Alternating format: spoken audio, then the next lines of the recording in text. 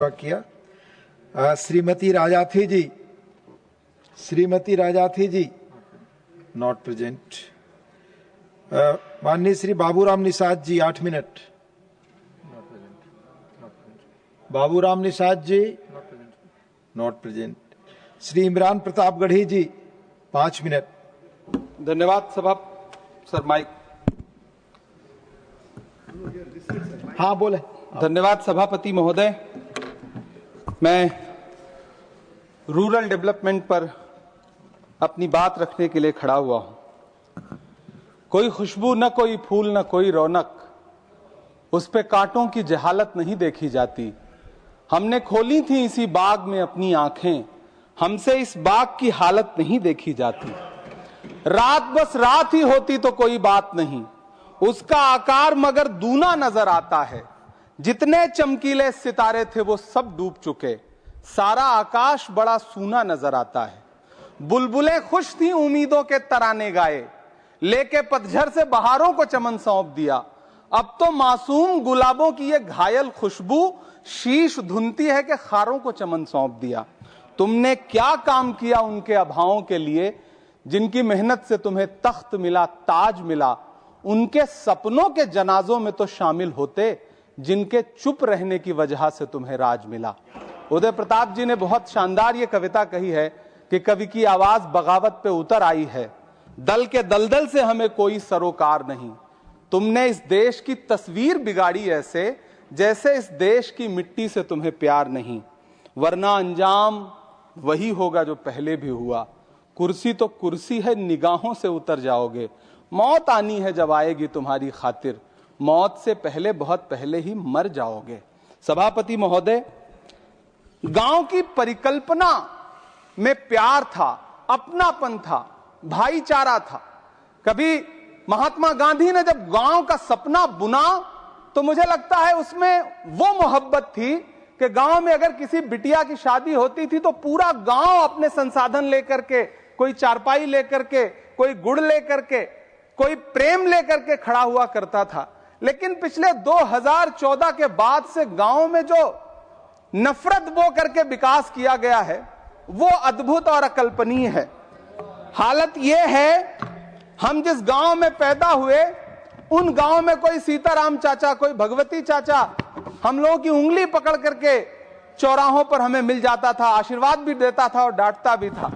लेकिन मौजूदा स्थिति यह हो गई है कि गांव में चाय, जो गुड़ की चाय बना करती थी, उसकी चकल्लस में जो चर्चा होती थी, उसमें जब से चाय में चर्चा वाली राजनीति घुसी है, उसने पूरे गांव का माहौल ऐसा कर दिया कि आप अब एक दूसरे से प्रेम से बैठ के बात भी नहीं कर सकते। मैं, माननीय मंत्री जी यहां पर मौजूद हैं, रूरल डेवलपमेंट के मंत्रालय के बजट पर चर्चा हो रही है। चाहे मनरेगा हो, चाहे किसान हो, सारा इससे जुड़ा वर्ग परेशान है। मजदूरों की स्थिति ऐसी है कि आप मनरेगा को प्रोत्साहित करने के बजाय मनरेगा को समाप्त करने की कोशिशों में लगे हुए। सच बात यह है कि राज्यों पर भार डाल करके आप मनरेगा खत्म कर देना चाहते हैं और उसके लिए आपने नाम लिया है कि आप उसका नाम बदल करके बीग्राम जी करके उसके पीछे आप इसको छुपा लेंगे। गांव में सड़कों की स्थिति खस्ता हाल है, चाहे उत्तर प्रदेश हो, चाहे मध्य प्रदेश हो, चाहे गुजरात हो, चाहे राजस्थान हो। गांव में सड़कों की स्थिति ऐसी है कि किसी गर्भवती महिला को अगर अस्पताल ले जाना हो तो सड़कें ऐसी हैं कि उन पे चलने वाले वाहन शायद अस्पताल तक महिलाएं पहुंच भी नहीं पाती हैं, उनका प्रसव रास्ते में ही हो जाता है। महोदय, गांव में हालत यह है कि किसान आपके सामने सरकार के सामने लगातार अपनी मांगे लेकर के खड़ा रहा, लेकिन इस सरकार ने दिल्ली के रास्ते की तरफ कूच करने वाले किसानों की राह में फूल नहीं बिछाए बल्कि कीलें बिछाई। 750 से ज्यादा किसान शहीद हुए। कीमत तो बहुत बढ़ गई शहरों में धान की, लेकिन विदा न हो सकी बेटी किसान की।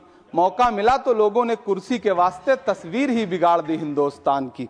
सभापति महोदय, इस सरकार में बातें तो बड़ी बड़ी रही, बजट कि बात करके ये कहा गया कि गांव का विकास करेंगे, लेकिन प्रधानमंत्री की जो आवास योजना है, प्रधानमंत्री आवास योजना के तहत गांव में आवास बनते हैं और इनकी राज्य सरकारें उन आवासों पर बुलडोजर चलाती हैं। ऐसे कई मामले अलग अलग राज्यों में देश के सामने हैं। आप कहेंगे तो मैं पटल पर रख दूंगा, अभी हाँ पटल पर रख दूंगा, ऑथेंटिकेट कर दूंगा। महोदय, जब पीएम आवास योजना के तहत बनने वाले घरों पर बुलडोजर चलेंगे तो आप गांव के कौन से विकास की परिकल्पना कर रहे हैं? गांव को तो आपने भगवान भरोसे छोड़ दिया है। गांव में रहने वाला किसान अपनी मेहनत से अगर अन्न उपजा रहा है तो आप उसकी एमएसपी भी नहीं दे पा रहे हैं, आप उसको सहायता नहीं दे पा रहे हैं, बल्कि धन्ना सेठों की सरकार बना के रख दिया है आपने। महोदय, मैं जानता हूं मेरा समय समाप्त होने वाला है, लेकिन एक मिनट मुझे कंक्लूड करने दें, मुझे कंक्लूड करने। सर, हमारी आंखों में तो ऐसे गांव के सपने थे कि जहां रहने वाले ग्रामीण अंचल के लोग शहरों की तरफ पलायन ना करें, ऐसा सपना हम देखा करते थे। लेकिन गांव में डेवलपमेंट के नाम पे इस सरकार ने मूलभूत सुविधाओं से भी गांव को वंचित रखा हुआ है, जिसकी वजह से गांव पलायन करके शहर की तरफ भाग रहे हैं और गांव के गांव खाली होते जा रहे हैं।